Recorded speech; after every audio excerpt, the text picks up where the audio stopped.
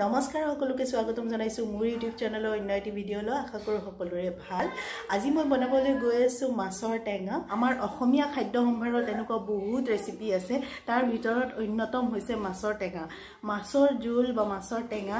একদম অসমীয়া সম্ভাৰ ষ্টাইলত কেনেকৈ বনাই মই আজি দেখাই দিম আপোনালোকক ব্লগ ভিডিঅ'টো আৰম্ভ কৰো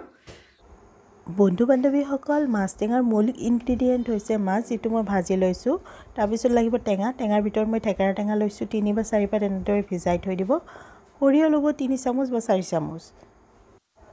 মাছৰ টেঙা বনাবৰ কাৰণে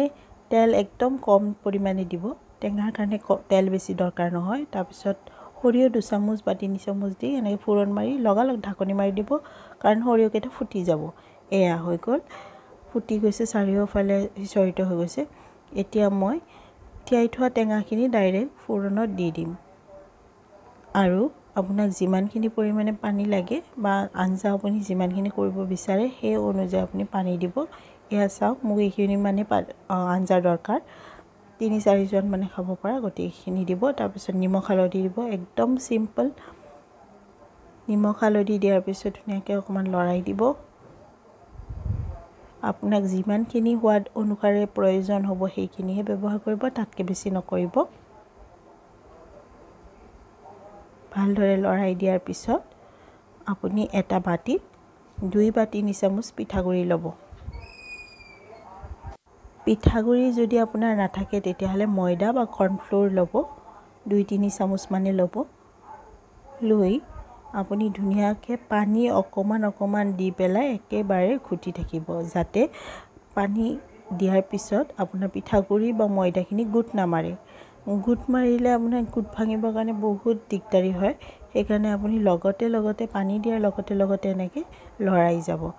আৰু যদি বেছি ঠিক হৈছে অকমান বেছিকৈ পানী দি ল'ব এয়া দেখিছে নহয় মোৰ ধুনীয়া এটা পেষ্ট ৰেডি হৈ গৈছে কোনো ধৰণৰ গুট লাগা নাই বা লাম্পছ আহা নাই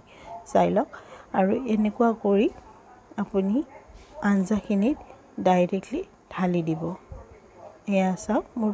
পানীখিনি উতল আহিছে পানীখিনি মানে বইল আহিছে এতিয়া মই ধুনীয়াকৈ ইয়াতে দি দিম পিঠাগুৰিখিনি আপোনালোকে তেনেকৈ আপোনালোকৰ যি থাকে সেই পেষ্টটো আপুনি ধুনীয়াকৈ ঢালি দিব ঢালি দিয়াৰ পিছত আপোনাৰ আঞ্জাখিনি বইল আহিব দিব যাতে পিঠাগুৰি আৰু পানীখিনি ধুনীয়াকৈ মিক্স হৈ যায় আৰু এটা ধুনীয়া গ্ৰেভি নিচিনা ঠিক গ্ৰেভিৰ নিচিনা হৈ যায় গতিকে চাই লওক মই ঢালি দিয়াৰ পিছত ধুনীয়াকৈ বইল আহিবলৈ দিছোঁ ভালদৰে লৰাই দিব যাতে লাম্পছ থাকি নাযায় আৰু গোটেই পিঠাগুৰি বা ময়দাখিনি পানীৰ লগত ধুনীয়াকৈ মিক্স হৈ যায় এয়া চাই থাকক মই ধুনীয়াকৈ মিক্স হ'বলৈ দি দিছোঁ লাহে বইল আহিব ধৰিব আপুনি ঢাকনি লগাই দিব পাৰে বা যদি ঢাকনি দিব জুইত বনাই তেতিয়া ঢাকনি নিদিলেও হয় আৰু সোৱাদ অনুসাৰে নিমখ দিব মই ইয়াতে নিমখ দিওঁতে অলপ কম হৈছে যেহেতুকে টেঙাৰ আঞ্জা বনাই আছে গতিকে অকণমান নিমখ বেছিকৈ হ'লেও কোনো কথা নাই মুখত লগা নিমখ হ'ব লাগে কমকৈ হ'লে ইমান টেষ্ট নালাগে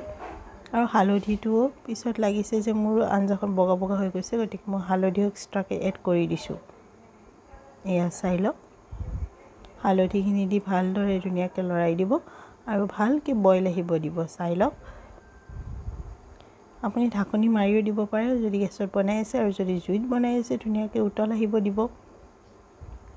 ঢাকনি নিদিয়াকৈয়ে যেতিয়া ভালদৰে ধুনীয়াকৈ বইল আহিব তেতিয়া আপোনাৰ মাছখিনি এটাকৈ দি দিব এয়া মই দি আছোঁ এটাকৈ ধুনীয়াকৈ মাছখিনি দি আছোঁ এতিয়া মাছখিনি দিয়াৰ পিছতো ধুনীয়াকৈ বইল আহিব দিব যাতে মাছখিনি সফ্ট হৈ যায় মই ঢাকনি লগাই দিলোঁ আৰু অকমান সময় ৱেইট কৰি দিলোঁ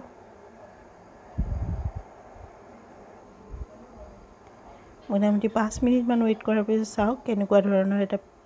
গ্ৰেভি হৈছে একদম সিল্কি স্মুথ পুৰা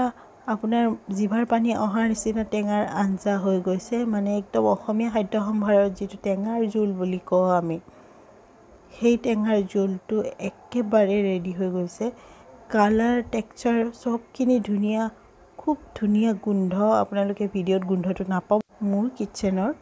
সুস্বাদু মাছ টেঙা ৰেডি হৈ গ'ল আমি এতিয়া পৰিবেশন কৰিব পাৰিম গতিকে আজি ভিডিঅ'টো যদি চাই ভাল লাগিলে তেতিয়া লাইক কৰিব মোৰ চেনেলটো সাবস্ক্ৰাইব কৰিব নাপাহৰিব লগতে কাষতে থকা বেল আইকনটো প্ৰেছ কৰি দিব